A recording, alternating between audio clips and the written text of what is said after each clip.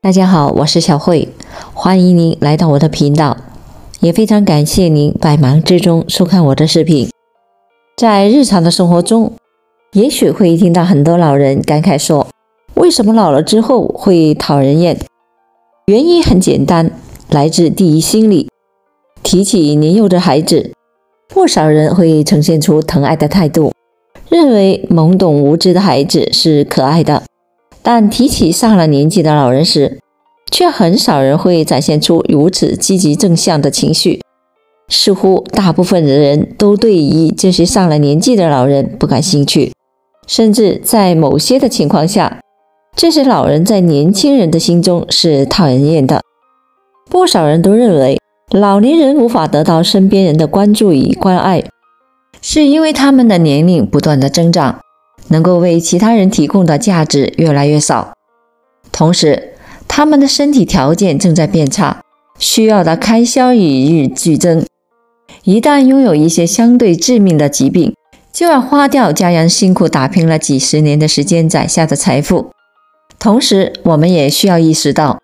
并不是所有的人都拥有惹人疼爱的性格。某些人在年轻的时候就有脾气差、性格古怪的坏毛病，愿意与他们交往的家人和朋友并不算太多，但那个时候他们拥有自给自足的能力，不需要向身边的人所求照顾，与别人交往接触的时间较少，哪怕他们在某些地方并不讨人喜欢，但身边的人也不会经常主动的与他们闹矛盾。而到了中老年阶段，他们不得不依靠其他人的照顾和资助生活，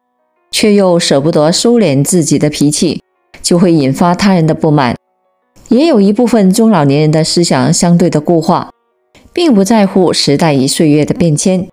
无论何时都保持着自己几十年前的认知。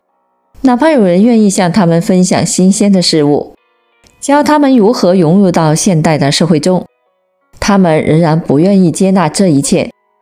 长此以往，他们与年轻人和当代社会的代沟就会越来越严重，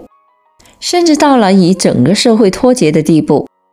例如，这些人到了中老年的阶段，需要仰仗子女的照顾生活，可他们又不愿意接受新时代的生活方式，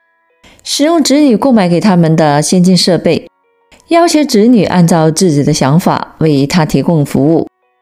这样无理的需求给身边的人带来了许多的麻烦，也侵占了他人宝贵的时间和精力。就算是血浓于水的亲人，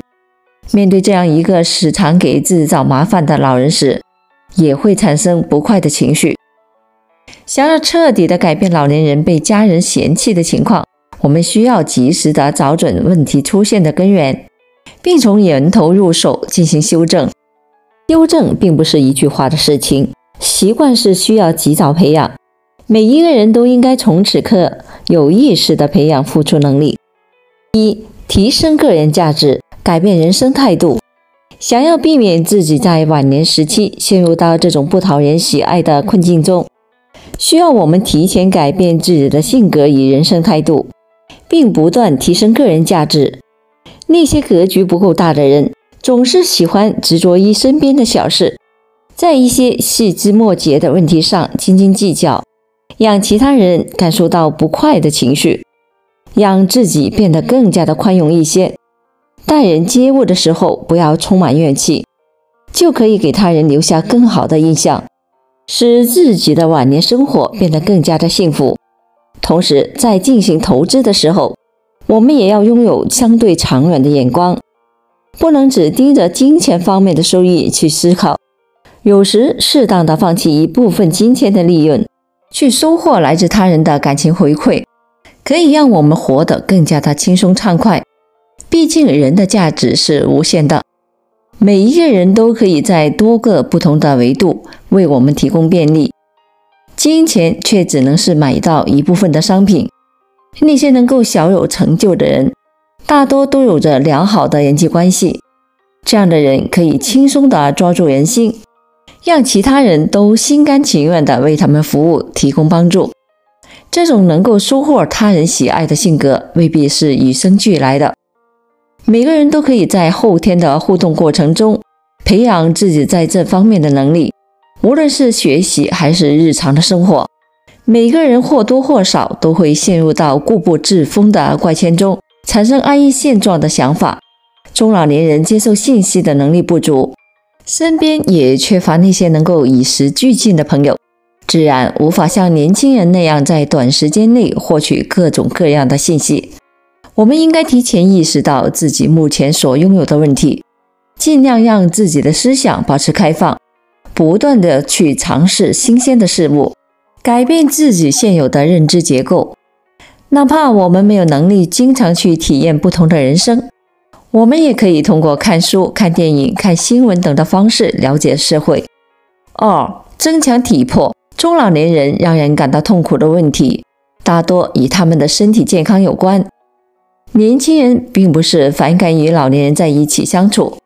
只是他们的生活太过繁忙，没有太多的时间和精力可以用在照顾老人这件事情上。